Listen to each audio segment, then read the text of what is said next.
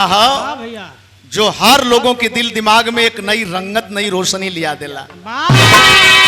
कहीं झूला हो, कहीं चल्लब कबड्डी हो, कहीं ऊंची कूद हो, कहीं झलुआ हो, कहीं केहू पटेंगा मारत हो, कहीं केहू कजरी गावत हो, तब बड़ा नीक लागत। एक दिन अरविंद बाबू कहले हम दोनों आदमी पड़ोसी रहल गए, निर्गुण में दू लाइन गा दिली, कहला कि गीतिया नई रहल है, बड़ा नीक लगल। हमका नई ना अरविंद बाबू, ये गीतिया अपने माटी का पुरान धरोहर है, और जितना पुरनकी गीतन में भाव हो रस हो कुल में बड़ा कम रस। तो कि चैनलवा पर तो हो तो नाचत होगा बाबा। धन्यवाद भैया की तरफ से 100 रुपया पुरस्कार। हमारे तो न चाहिए नया लाज तक नचावे जनली। अरे बड़ा नीक लागे सावनी पदरिया ए जीरावा झालरिया,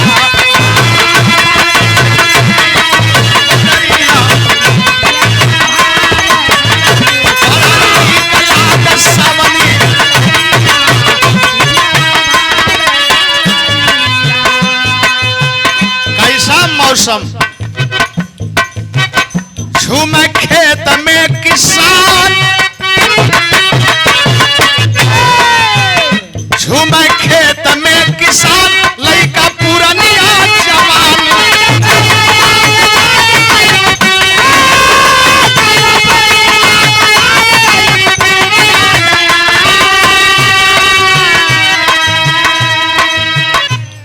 दीना दीवाना स्नेह बराहार 50 से पुरस्कार। स्नेह होके की चाहिए, श्रद्धा होके की चाहिए। दीना भाई छोटा सा फोटो घर पर रखे हैं, आपका भी, स्वर्गीय गुरु वासुदेव का भी और आपका भी। हृदय से पूजा कर लेते हैं, दिल दिमाग में वो मूर्त है। घर पर गए सुबह लोग बताए फोटो चाहता, हम कहो तो दिल में निष्ठा होनी चाहिए।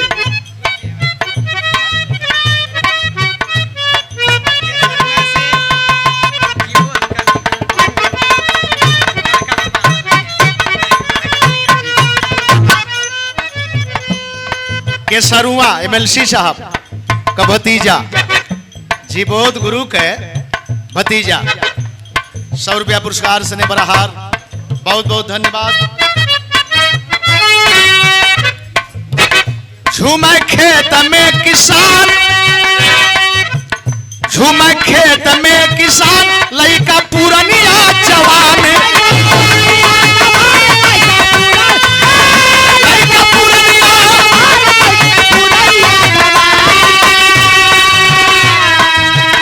लइके कन्हिया पर फरसा कुदरिया हे जीरवा झालरिया।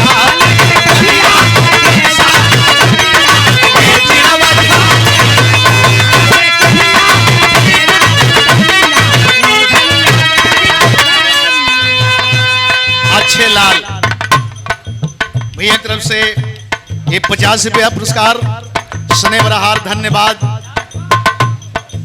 सबके खेतवा में कन्हैया, सबके खेतवा में कन्हैया, लइका मारल कलैया।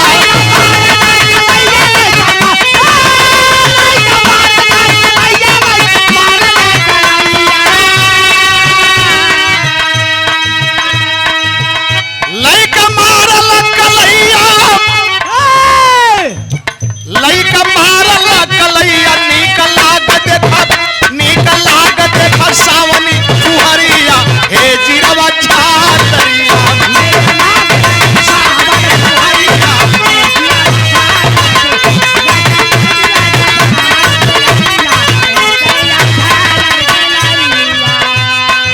हमारे कोटेदार साहब मौधिया से बड़ा प्रेम, बड़ा प्यार और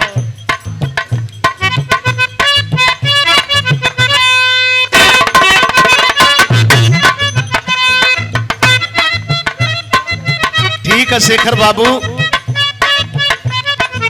तनी सा देख है के पर होल खेत में रोपनिया, होल खेत में रोपनिया, रोप गाँव वाली धनिया, धनिया रोप गाँव वाली।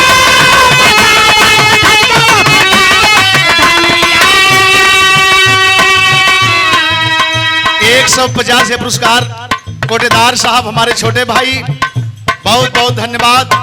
आप सारे लोगों का सादर सम्मान करते हैं।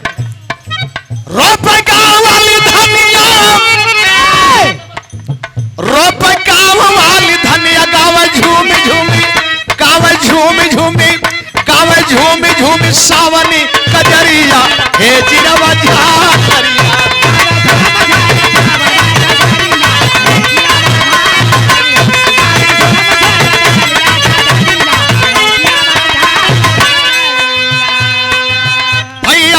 शिव कुमार देहल सौठे पुरस्कार, देहल सौठे पुरस्कार, देहल सौठे पुरस्कार, बड़ा नीक हुए पीरन कलदरिया हे जिरवा झारिया, हे जिरवा झारिया, बड़ा नीक हुए पीरन कलदरिया। गुरु गणेश रामलाल, गुरु गणेश रामलाल के सौ चंद्र का कैल ख्याल, के सौ चंद्र का जियत जिंदगी रही, जियत जिंदगी रही, फिर होई दीदारिया हे जिरवा झालरिया।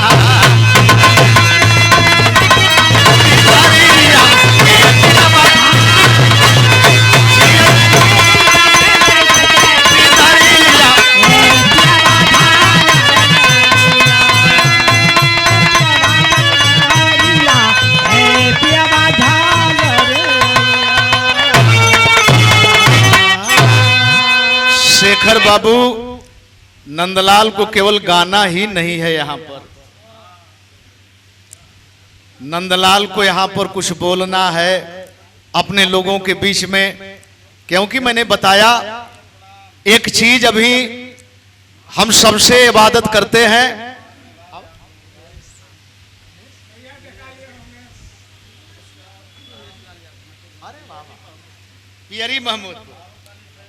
पियरी महमूदपुर से उमेश लाल यादव, ये 100 रुपया पुरस्कार। और हम अपने कार्यकर्ता, अपने कलाकार बंधुओं से भी निवेदन करना चाहते हैं, ये प्रोग्राम जो आज आपने करवाया है, इस प्रोग्राम को पहले से सारे लोगों को सूचित किया जाए और सारे लोग सहयोग करेंगे। मौधिया एक ऐसी जगह है, एक ऐसी धरती है कि भरपूर रहने का, खाने का, पीने का, आपके सम्मान का व्यवस्था और लोग करेंगे, बशर्ते जानकारी दे करके। और हम पुनः आप सबका आभार प्रकट करते हैं, धन्यवाद करते हैं, साधुवाद ज्ञापित करते हैं। यहीं से सारे लोगों का सादर सम्मान, स्वागत, अभिवादन करते हुए अपनी बारी को विराम देते हैं। जय हिंद। और टाइमली देख के कलाकार दूठे नरम रहे, एक गरम रहे।